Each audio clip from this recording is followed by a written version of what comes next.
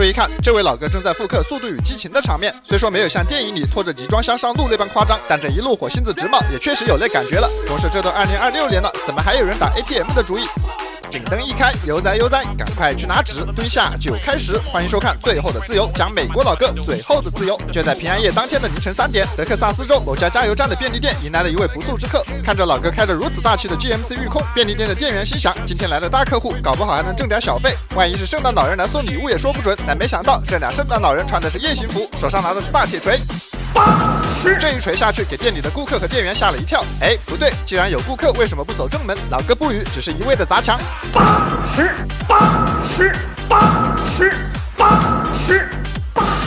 哥，搞定！还真别说，这老哥很有一把子力气。打出窟窿之后，队友立刻递给了他一根钢索，一人钻进便利店，一人回到车上待命。两人分工明确，就是看着这细细的绳子，不知道会不会闹笑话。担心绳子不够长，队友还往后倒了一点，正好可以留点缓冲的空间蓄力。而从另一个监控的视角，刚好可以看到，在来之前，老哥就已经将钢索的另一头固定在了拖车钩上，工具齐全，看来是预谋已久。回到店内视角，看看老哥干甚去了。此时的店员已经跑路，但顾客似乎还没有看够热闹。直到这位着装怪异的圣诞老人冲了进来，他才意识到问题的严重性。而老哥目标明确，进来之后直奔角落里的 ATM 机，此刻的绳子已经腾空，说明没有一丁点多余的长度。不知是该说两位老哥走运，还是该说他们计算精密，再短一点就不够前方固定的。而这位老哥的动作也确实是迅速，从进屋到完成固定不到20秒，下一秒这台机器就如同炮弹一般飞了出来。好一招龙卷风摧毁停车场，刚才还整齐有序的超市，瞬间比我多年未整理的房间还乱。最近好不容易才收拾一下，刚好找出了很久没用的运动相机。大家的闲置都是怎么处理的？像我都会叫个转转上门回收，他家回收品类很丰富，小到相机镜头这种摄影器材，大到吉他球杆之类的兴趣品类，甚至就连黄金奢侈品都能上门回收，价格满意现场打钱。这比我挨个挂网上卖效率高多了，既不用拍照修图，又不用跟人扯皮讲价，特别适合我这种想卖闲置又怕麻烦的人。像我这次收拾出了7、8件闲置，总共卖了1万多。总之有东西要回收，找转转这种大平台就对了。没有想到这看上去细细的绳子居然这么结实，而老哥的本意是想拖出里面的钱箱，没想到却是将整台机器连根拔起，一时间让老哥无语，不知该说这玩意儿是质量不好还是质量太好。在检查一番之后，他便示意队友再次发力，这台机器就仿佛受到了召唤一般，瞬间从镜头里消失。让我们来看一下门口的视角，得到了信号，车里的老哥立刻开始了全速，怕什么怕？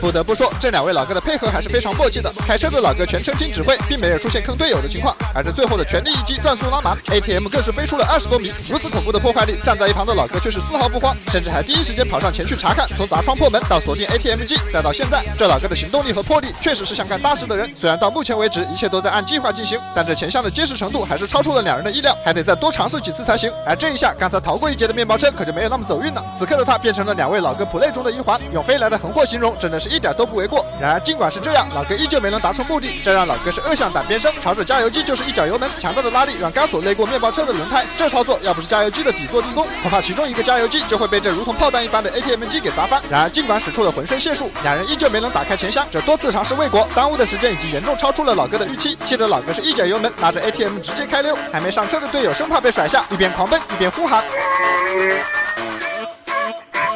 这起事件的视频资料就只有这么多了，让我们来了解一下后续。首先来说两位老哥的战果，这台 ATM 机最后在路边被阿嫂发现，虽然外观已经残破不堪，但是里面的3000多美刀倒是完好无损，一分不少。看来直到最后两位老哥也没能得手。而监控清晰地拍下了老哥的车牌，经过对车牌的调查发现，这辆车是零元购的。而从这辆车的表现来看就知道，这车价值不菲。这辆 GMC 御空在当地售价超过10万美刀。对这车不了解的，换一个名字你们就知道了。它和凯迪拉克的凯雷德是同平台打造的兄弟车型，开这车来干3000块钱的勾当。看这两人不仅身体强壮，整个计划做的也是有模有样，有这功夫真不如找个班去上。而看这车如此好的车况，随便当废铁卖，收益都超过折腾这一晚上。而两人这一晚上造成的损失超过了25万美金，虽然他们1分钱也没拿到，但阿 Sir 也没能将他们抓到。两人是成功逃之夭夭。那肯定有小伙伴要说了，为什么不能把 ATM 搬上车回家慢慢敲呢？我们来看看后面这位老哥，或许你会有答案。这是2年前加州监控拍到的一幕，一辆装载车和一辆皮卡正在缓缓靠近这台 ATM， 看见没？这才是高手，因为像这种 ATM 机器的重量大约在400斤往上，仅凭人力很难开启，这也是为什么前面2位老哥最终会放弃。不过有叉车就好办多了，一脚油门上去就是一个贴，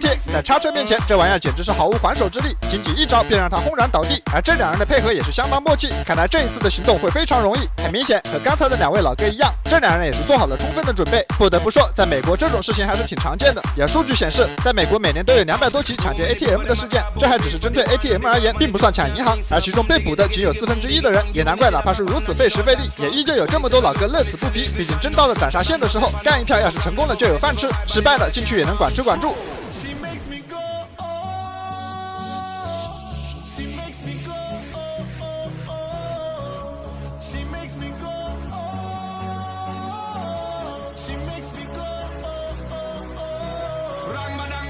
看着2人一顿忙活，给路过的 NPC 人都看呆了。毕竟这架势，不知道的还以为是银行拆迁，但本着多一事不如少一事的原则 ，NPC 也是很快开溜。而2人的装载工作也进入了最后阶段，尝试了数次，叉车师傅终于成功的将 ATM 装上了皮卡。至此，2人成功完成了这一次任务。但有意思的是，如此顺利，2人也是1分钱都没拿到，因为这辆皮卡走在半道的时候颠了一下，结果机器掉到了马路上，2人又是白忙活一晚。不过同样的情况，又是因为2人身份不明，2位老哥也是成功逃之夭夭。和他们同病相怜的还有下面这位老哥，这2人的分工也是相当明确，一人开车，一人负责挂钩，甚至还带了铁锤和撬棍，一切准备就绪。接下来就是大力出奇迹。好家伙，我真怕这下铁链断了甩到老哥，一定是刚才不够用力，倒车再来一次。